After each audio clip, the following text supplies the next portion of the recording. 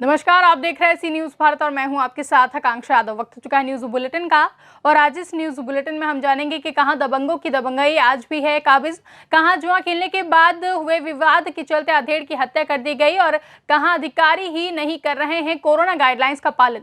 ये सब जानेंगे विस्तार से, तो चलिए निगाह डालते हैं इस वक्त की खास खबरों पर। अमरोहा जनपद की ट्रैफिक ने पुलिस से राम प्रसाद शर्मा ने कलेक्ट्रेट के पास खड़ी वीआईपी जोन में गाड़ी माल का चालान काट दिया और ट्रांसपोर्ट मालिक को सलाह दी है कि अगर ऐसा दोबारा करते हुए पाया गया तो उनके खिलाफ सख्त कार्रवाई की जाएगी और उनकी गाड़ी सीज कर दी जाएगी। अमरोहा से सी न्यूज संवाददाता गौरव श्रीमाली की रिपोर्ट। एक तरफ जहां उत्तर प्रदेश के मुख्यमंत्री योगी आदित्यनाथ प्रदेशवासियों से कोरोना की गाइडलाइन का पालन करने की अपील कर रहे हैं, वहीं उनके अधिकारी उसकी धज्जियां उड़ाते नजर आ रहे हैं। इससे आम जनता में क्या संदेश जाएगा? क्या सभी नियम आम जनता के लिए हैं, अधिकारियों के लिए नहीं? मामला है बिजनौर की तहसील चांदपुर के ब्लॉक जलीलपुर का, जहां रिक्त पदों पर हुए आवेदन के समय कोरोना काल में रिक्त पदों पर पंचायत चुनाव प्रक्रिया में खंड विकास अधिकारी दिनेश शर्मा को कोरोना वायरस का कोई डर नहीं है। खंड अधिकारी जलीलपुर दिनेश शर्मा केंद्र व राज्य सरकार की गाइडलाइन की धज्जियां उड़ा रहे हैं, जहां दिनेश शर्मा मास्क मुंह पर कम और कान पर ज्यादा लटका रहे हैं, जिसका वीडियो में आप साफ तरीके से देख सकते हैं कि उन्होंने मास्क तो लगाया है लेकिन सिर्फ कान पर। बिजनौर से सी न्यूज संवाददाता सलीम हाशमी की रिपोर्ट। मौरानीपुर के रानीपुर में कांग्रेस जिला अध्यक्ष ने महामारी कोरोना को देखते हुए जिले में जितने भी गांव देहात ब्लॉक तहसील और हर उस जगह कांग्रेस के कार्यकर्ताओं की योजना को लेकर लोगों से रूबरू होंगे और प्रदेश में कोरोना काल चलते हुए लोगों को दवा और हर गाँव में लोगों को जोड़ने का काम किया जाएगा। कोरोना महामारी को देखते हुए जो दवा का वितरण, औषधि वितरण का कार्यक्रम है, उसको संचालित करने के लिए आज ये मीटिंग यहाँ रखी हुई है। हमारे भारत के पूर्व प्रधानमंत्री आदरणीय राजीव गांधी जी की पुण्यतिथि के अवसर पर पूरे उत्तर प्रदेश में एक सेवा सत्याग्रह का कार्यक्रम कांग्रेस द्वारा आयोजित किया गया है, जिसके माध्यम से कांग्रेस के वॉलेंटियर नियुक्त किए गए। हर गाँव स्तर से हम लोगों ने अपने वॉलेंटियर नियुक्त किए हैं और वो वॉलेंटियर जनता की सेवा करने के लिए उत्सुक है। लोगों को डॉक्टरों की सेवा मिलेगी क्या? इसमें हम लोगों ने जो दवाई वितरण कर रहे हैं, इसमें हमारे जो कार्यकर्ता हैं, हमारे जो ब्लॉक अध्यक्ष हैं, ब्लॉक अध्यक्षों के माध्यम से हम लोगों ने एक हेल्प डेस्क स्थापित की है। सारे ब्लॉक अध्यक्ष हेल्प डेस्क के मुखिया होंगे, इनके पास जो फोन नंबर आएंगे, इनको दवा का जिसको जरूरत होगी वो अपनी दवाई के लिए अपने डॉक्टर का पर्चा लेके आएंगे, आधार कार्ड लेके आएंगे और हम उनको ये दवा देंगे। तो ये गांव-गांव तक जाए पहुंचेगी क्या योजना? बिल्कुल, हर गांव तक हमारे ब्लॉक अध्यक्ष अपने न्याय पंचायत अध्यक्ष और कांग्रेस के कार्यकर्ताओं के माध्यम से गांव तक और बूथ स्तर पर जाकर डॉक्टरों के माध्यम से, डॉक्टरों के परामर्श के अनुसार इन दवाइयों को वितरण करेंगे। गाँव-गाँव दवाएं भेजने के लिए जो आज के महामारी में जो लोग परेशान हैं, तो ऐसे में आप क्या आगे कदम उठा रहे हैं? हमें निर्देश है राष्ट्रीय कांग्रेस पार्टी की महासचिव जयंत प्रियंका गांधी वाड्रा का, उत्तर प्रदेश कांग्रेस के जुझारू अध्यक्ष अजय कुमार लल्लू। हम जनता के बीच में रहने वाले लोग हैं, हम जनता के हित की बात करने वाले लोग हैं और जनता के दुख तकलीफ में हम शरीक होने वाले लोग हैं। ये देखा हमारे ऊपर के नेतृत्व ने कि आज की सरकार है जो है, चाहे वो उत्तर प्रदेश सरकार हो चाहे केंद्र सरकार हो, कोरोना की दूसरी लहर आई है। कितना लोग हताहत हुआ है, हजारों की संख्या में लोग मर गए हैं, जिनको दवा नहीं मिल पाई, ऑक्सीजन नहीं मिल पाया और वैक्सीनेशन पूरा हो नहीं पाया। उसको देखते हुए हमारी राष्ट्रीय सचिव बहन प्रियंका गांधी ने ये पीड़ा को देखा तो उन्होंने एक कोरोना किट निकाल दी और डॉक्टरों की भी व्यवस्था की पूरे प्रदेश लेवल पर। ये उन्होंने बनाया है कि ब्लॉक अध्यक्ष के माध्यम से न्याय पंचायत अध्यक्ष तक और ग्राम प्रधान तक ये दवा जाएगी। उनके माध्यम से ये कड़ी जोड़ी गई है, जो वॉलंटियर बनाए गए हैं। तो आपका कहना ये है कि जो तीसरी लहर आना है उससे पहले आप मजबूत होना चाहते हैं? उससे पहले हम मजबूत नहीं, हम अपनी देश की और प्रदेश की और ग्राम की जनता को मजबूत करना चाहते हैं कि जिससे वो कोरोना के शिकार ना हो पाए। इसलिए हमें जो कांग्रेस पार्टी ने जो एक कदम उठाया है, ये कदम इसलिए उठाया कि तीसरी लहर का जो संदेश है, जो पब्लिक घबरा रही है, तो उसके बचाव के लिए जो हम लोग डॉक्टरों की सलाह से ये दवाइयां वितरण करेंगे। ऐसे कई परिवार हैं कि जो पैसे के अभाव में आकर के इनको दवा नहीं मिली, वो उनके परिवार का मुखिया चला गया, तो किसी का भाई चला गया, किसी की बहन चली गई, किसी की माँ चली गई। इसको देखते हुए हमारे राष्ट्रीय नेतृत्व ने, प्रदेश के नेतृत्व ने हर ब्लॉक स्तर से हर ग्राम में, एक एक गांव में जाकर के हम कोरोना किट की ये दवाओं का वितरण करेंगे, हम उन लोगों तक पहुंचेंगे। तो फिर ये कांग्रेस की और भी कोई पहल रहेगी क्या? बिल्कुल रहेगी कांग्रेस की। जब तक ये कोरोना चलेगा, हमारा भी सैनिटाइजर होना है, सैनिटाइजर होगा। हम लोग मास्क बांटने जा रहे हैं। लोग इस लॉकडाउन में काफी लोग परेशान हैं, उसके बारे में क्या कहोगे आप? पहले लोग पूरा चल रहा है। इसके पहले आपकी पार्टी ने काफी मदद की लोगों की, आज भी इस बार क्या आपकी पहल? आज भी कर रही है।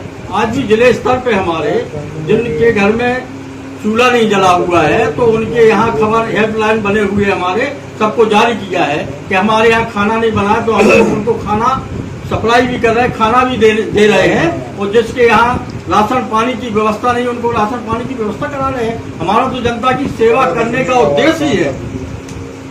तो आप जनता से क्या मतलब संदेश देना चाहते हैं? हम जनता को संदेश कुछ नहीं, हम जनता की मदद करना चाहते हैं। हम जनता को ये बताना चाहते हैं कि कांग्रेस पार्टी शुरू से जनता के बीच में रही है, देश के हित में कार्य किया, और आज भी हम कहीं नहीं हैं, न केंद्र में है और न स्टेट में है, लेकिन हमारा रवैया जो पहले था वो आज भी है। हम कैसे भी करेंगे, कितनी मुसीबत कितनी झेलेंगे, लेकिन हम अपने प्रदेश की जनता को, देश की जनता को, देश की आवाम को परेशान नहीं होने देंगे। मौरानीपुर से सी न्यूज संवाददाता चंदुराइन की रिपोर्ट। सलीमनाबाद जनपद पंचायत बहोरी बंद तहसील सलीमनाबाद पर चारों ओर फैला हुआ है कचरा, जहां 4-5 महीनों से अभी तक सफाई नहीं हुई है। वहीं मंदिर जाने वालों को कचरे के ऊपर से होकर जाना पड़ता है, ना ही यहां पर नालियों की सफाई हो रही है। और सीएम हेल्पलाइन एवं पंचायत में भी कई बार शिकायत हो गई, लेकिन कोई सुनवाई नहीं हुई है। जी मैम नमस्ते। जैसे अभी अंकल जी ने जानकारी दी मेरे को कि ग्राम पंचायत में आपने शिकायत की और 181 में भी आपने शिकायत की, उसके बाद भी ये कचरे की कोई साफ सफाई नहीं हो रही। अभी तक तो साफ सफाई नहीं हुई, और मैंने ग्राम पंचायत वालों से बोला भी था, 181 में दर्ज भी किया था। तो यहाँ के लोग बोलते हैं कि अपनी कंप्लेंट वापस लीजिए। जी, कौन कह रहा था आपको कंप्लेंट वापस लेने को? शुभम मौर्य ग्राम पंचायत का कार्यकर्ता है। यानी आपको कंप्लेंट वापस लेने के लिए दबाव दिया जा रहा है? कंप्लेंट वापस ले लो, हम साफ सफाई करवा देंगे। तो सफाई के बाद कंप्लेंट वापस ली जाती है? वो तो मालूम है कि सफाई के बाद कंप्लेंट वापस ली जाती है, लेकिन यहाँ सफाई के पहले कंप्लेंट वापस मांग रहे हैं। जी, यानी आपके पास आ रहे हैं कि कंप्लेंट आप वापस ले लीजिए, फिर सफाई होगी। कटनी से सी न्यूज संवाददाता शैलेश शर्मा की रिपोर्ट। उत्तर प्रदेश के महोबा जिले के विकासखंड जैतपुर अजरन थाना क्षेत्र अंतर्गत पुरवा गांव में जुए खेलने के विवाद में एक युवक ने कुल्हाड़ी से हमला कर एक अधेड़ की हत्या कर दी, जहां मृतक को जिंदा समझ आनन फानन में परिजनों द्वारा इलाज के लिए जिला अस्पताल महोबा लाया गया, जहां डॉक्टर ने उसे देखकर मृत घोषित कर दिया। अधेड़ की मौत की खबर से परिजनों में कोहराम मच गया है। तो वहीं सूचना पर पहुंची पुलिस ने मृतक के शव को अस्पताल के मोर्चरी में रखवाकर अग्रिम कार्रवाई शुरू कर दी है। क्या घटनाक्रम हुआ है, उसके बारे में बताइए थोड़ा। घटना क्या हुई है, किसने मारा है? हमको वो डर गए। क्या नाम है उसका? देवकरण पाल। हाँ, जो हम तो वहाँ पहुँचे तो वो हमें कैसे मिले बेहोश। हाँ, हमको कोई पता नहीं है कि किसके झगड़ा होगा किसने होगा। नहीं, हमारे गांव में तो किसी से बुराई तक नहीं है, न किसी से कभी झगड़ा होगा। देवकरण से उसका देवकरण पाल का नाम आप कैसे ले रही हैं? सुना है हमने कि उसने मारा है। उसने मारा, साथ में एक जने हाथे उसने पकड़ा, जो लोग अंदर भाग गया वो। ठीक बेटा आपका?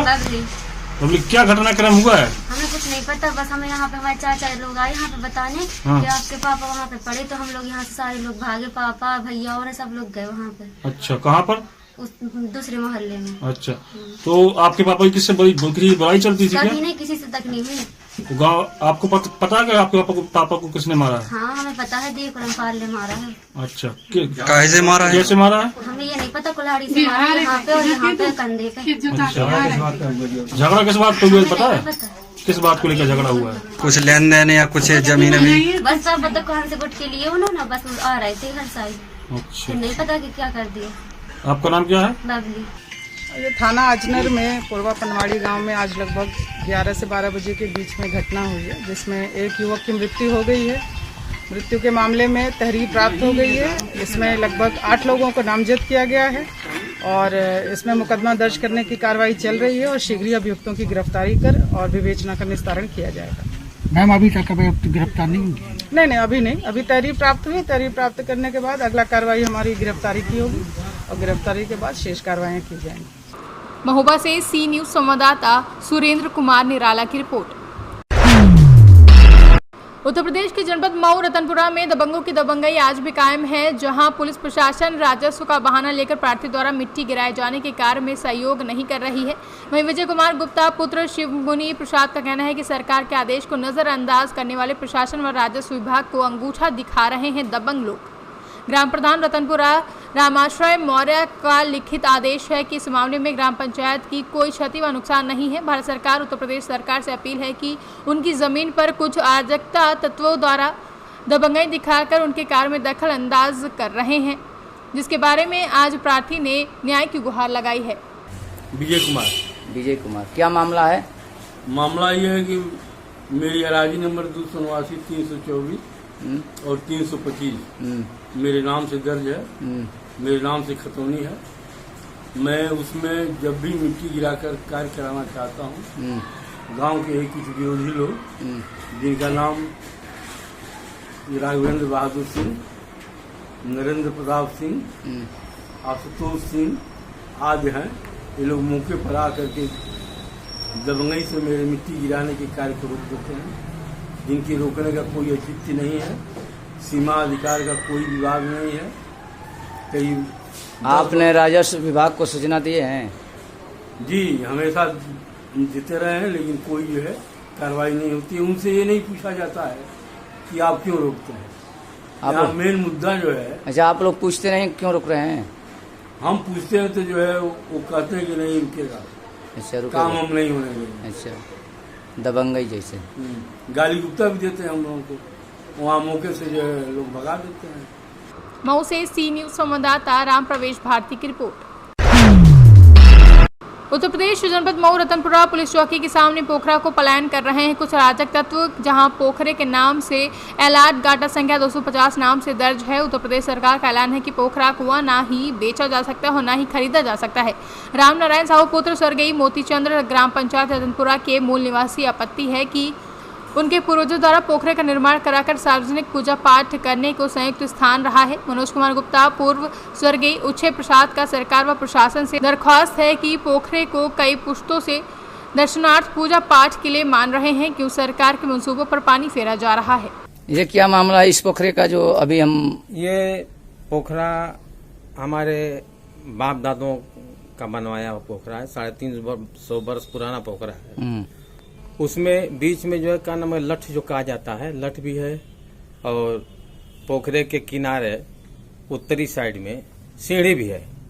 लेकिन हमारे ही परिवार के कुछ लोग पैसा के लालच में आकर के उस पोखरे को दूसरे लोगों को बेच दिए हैं, जो ऐसा नहीं करना चाहिए। अच्छा, जो जिन्होंने बेचे हैं, जिन्होंने लिया है भाई, वो तो पैसा दिया तो बनवाएगा। तो लेने वाले को भी तो सोचना चाहिए कि हम पोखरा कैसे ले रहे हैं। पोखरा मंदिर मस्जिद बेचा जाता है क्या? इनार पोखरा बेचा जाता है क्या? नंबर से होगा ना? नंबर से तो है, लेकिन बेचने का अधिकार नहीं है। पोखरा बेचने का, कुआं बेचने का अधिकार किसी को नहीं है। ये और जो हमारे परिवार के लोग हैं, बेचे लोग, आपके कहने का तात्पर्य क्या है? क्या मेरे कहने का तात्पर्य है कि ये मेरे पूर्वजों की बनाई हुई चीज पोखरा है, ये वैसे ही रहना चाहिए। मैं उसका सुंदरीकरण चाहता हूँ। अभी इसके लिए सरकार अगर कहे, अभी मेरा नाम है और लोगों का नाम है, हम लोग राजस्व विभाग को भी दे सकते हैं, या गांव समाज को हम दे सकते हैं पोखरा, उसका अस्तित्व बचाए रखने के लिए। देखिए, मैं बता दूं आपसे, पहले जब पोखरा था तो उसमें जानवर पानी भी पीते थे, महिलाएं छठ का पूजा भी करती थी, सारे अगल बगल के लोग जो है नहाते थे, पोखरा स्वच्छ था, सुंदर था। लेकिन अब जो है क्या नाम है कि कुछ परिवार के कुछ लोगों द्वारा बेच दिया गया, तो ये लेने वाले को भी सोचना चाहिए कि मैं पोखरा कैसे ले रहा हूँ, नहीं लेना चाहिए। और बेचने वाले तो गलती किया ही है। इसके लिए आप वाले अधिकारी को कुछ सूचना दिए हैं? हाँ, आले अधिकारी को जो इसकी सूचना दे दी गई है, मुख्यमंत्री पोर्टल पर चला गया है। अच्छा। और मैं प्रशासन से यही अनुरोध करूंगा कि इस पोखरे के अस्तित्व को बचाया जाए। हमसे जितना सहयोग होगा, हमारे परिवार के और लोग भी हैं जो लोग नहीं बचे हैं, वो लोग भी चाहते हैं कि ये हम लोग का जो क्या नाम है कि पोखरा का अस्तित्व बचा रहे। क्या नाम है आपका? हमारा नाम मनोज कुमार गुप्ता। मैं समाज सेवी हूँ और समाज के लिए मैं हर पल लड़ता हूँ, और कोई धार्मिक काम होता है तो मैं इसे बढ़कर हिस्सा लेता हूँ। और मेरा यही का नाम है कि मैंने माननीय मुख्यमंत्री जी को मैंने अपना ऑनलाइन द्वारा उनको सूचना दिया हूँ, और अब तक ले कोई सुनवाई इस कार्य में नहीं हुआ। और यहाँ के कानगो और लेखपाल और तहसीलदार के माध्यम भी हम लोग अपना दिए हैं। एसडीएम साहब को भी मैंने दिया। अच्छा, उनको एसडीएम साहब को क्षेत्रीय जो कानगोए हैं उनको आपने अवगत कराया, वो क्या बोले हैं? हम एसडीएम साहब को रजिस्ट्री किए हैं। अब तक जवाब नहीं आया? अब तक जवाब नहीं आया। फिर दोबारा नहीं गए हैं? मैंने कई बार रजिस्ट्री कर चुका हूँ, मेरे पास रसीद है, और इसका कोई कार्रवाई अब तक नहीं हुआ।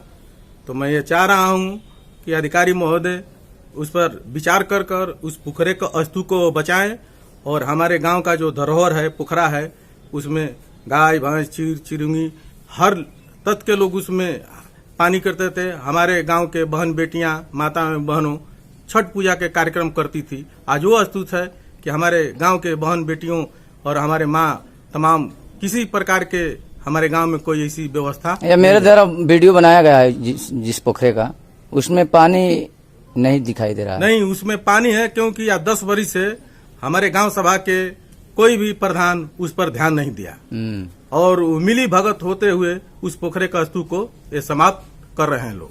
इस समय हम पहुंचे हैं रतनपुरा पुलिस चौकी साहू मार्केट के निकट। वहां पहले से ही पोखरे का आज भी निशानी है। इन लोगों का कहने का मतलब है कि भाई ये पोखरा ना ही किसी को बेचा जाता है, कुआं ना ही किसी को बेचा जाता है। आप कुछ लोगों द्वारा यह बेच करके अपना निजी पैसे वसूल किए हैं, इसके लिए आप लोग आपत्तियां नहीं, इसलिए आपत्ति कर रहे हैं कि 2002 से कोर्ट द्वारा आदेश हुआ कि कहीं पोखरा और तालाब को पाटा नहीं जाएगा। उस पोखरे को कोई पाटेगा तो उस पर कार्रवाई किया जाएगा। और आज वही है कि इसको पोखरे को अस्तुत खत्म कर रहे हैं।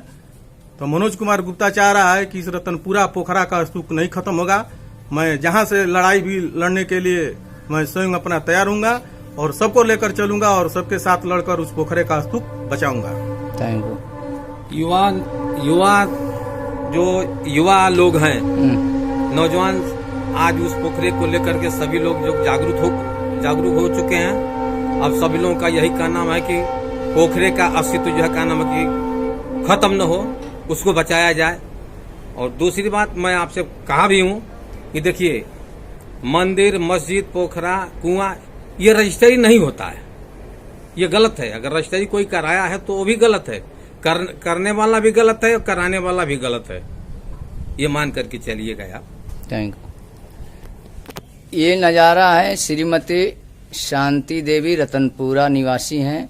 ये भगवान के प्रति आस्था इनका भरपूर रहता है। आस्था के प्रति ये जो पोखराएं हैं, यहाँ विगत वर्षों में कई वर्ष पहले इसमें छठ का पूजा लोगों द्वारा मनाया जाता था, किया जाता था। ये वार्ता है श्रीमती शांति देवी का। क्या मामला है? आप यहाँ हम लोग छठ पूजा करते थे, अब जो है बहुत असुविधा हो गया है, और जो है जानवर भी पानी पीते थे। रतनपुरा बाजार की सभी महिलाएं इसी में छठ पूजा करती थी जी। अब कहाँ जाते हैं आप लोग? ये तो बंद हो गया। हम जाते हैं बिसुकिया गांव में। बिसुकिया जी, नाला में जाते हैं। आप लोग का कहना, हम ही लोगों का पोखरा है, हम लोग नहीं कर पाते हैं। अच्छा, आप ही लोग के? जी, हम ही लोगों का परिवार क्या है पोखरा?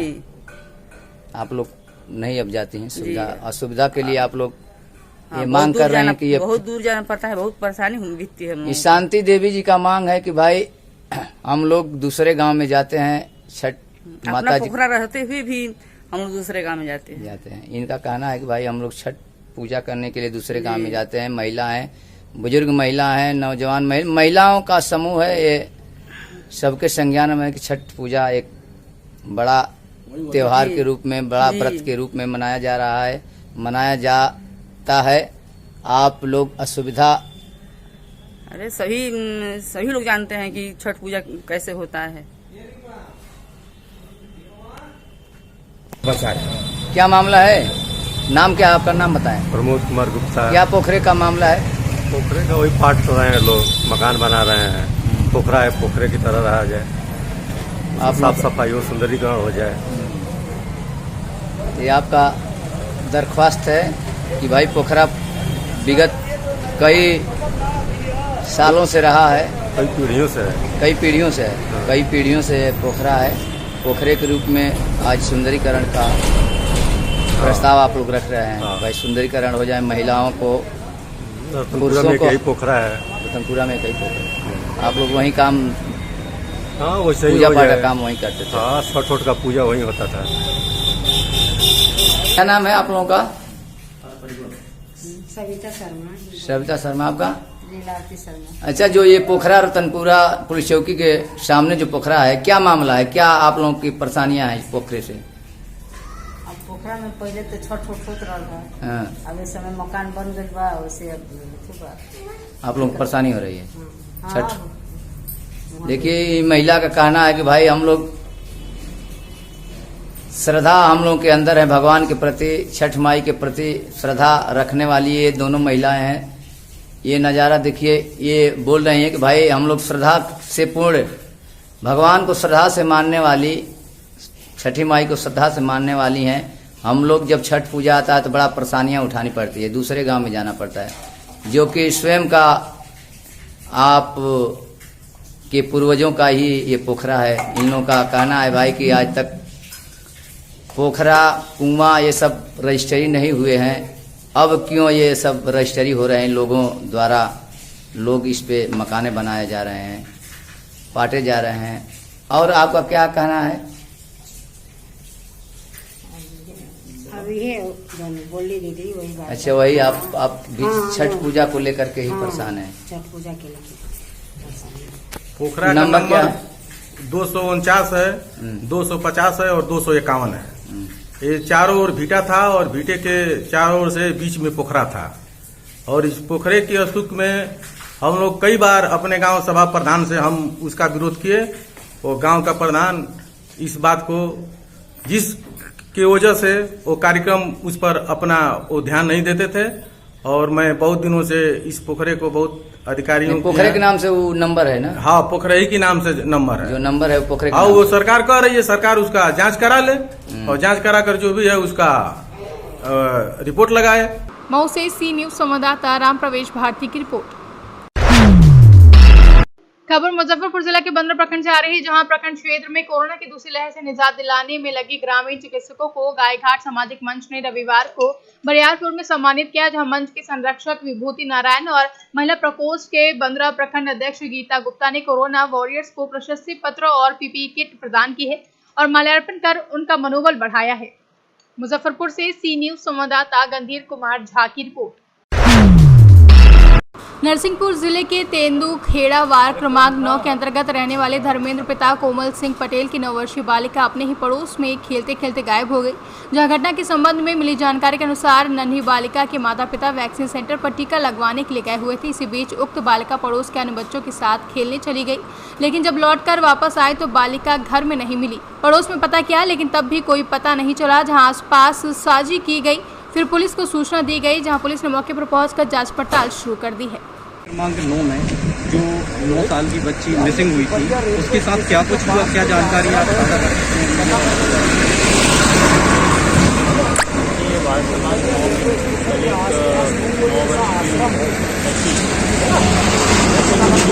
की तलाश करते रहे। जो उसके पड़ोस में जो घर था उसमें एक भूसे का ढेर था, एक कमरे में। तो भूसे को ढेर को जब पूरा हटाया गया तो उस बच्ची की आज मृत अवस्था में वो मिली थी।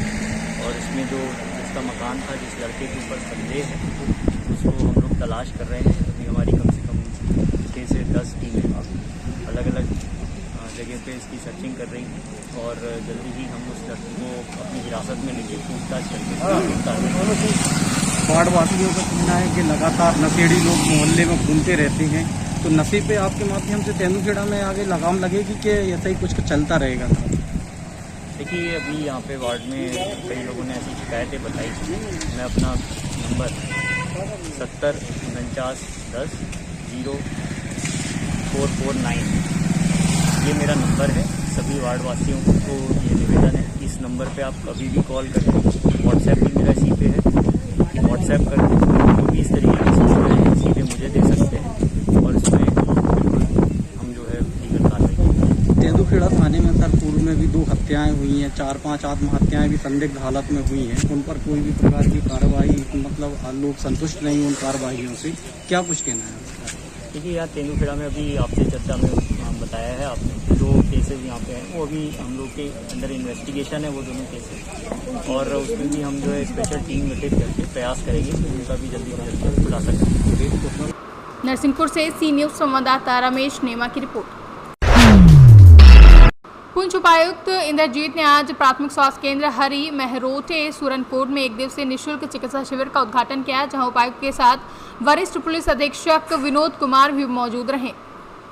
GR बेग ट्रस्ट की तरफ से और मीडिया पार्टनर जो CNI हैं, उन दोनों की तरफ से जहां एक मेडिकल कैंप लगाया गया है, जहां स्कीम्स से और कश्मीर से कुछ डॉक्टर्स आए हैं और जहां की आवाम जो है उनकी मेडिकल चेकअप हो रहा है।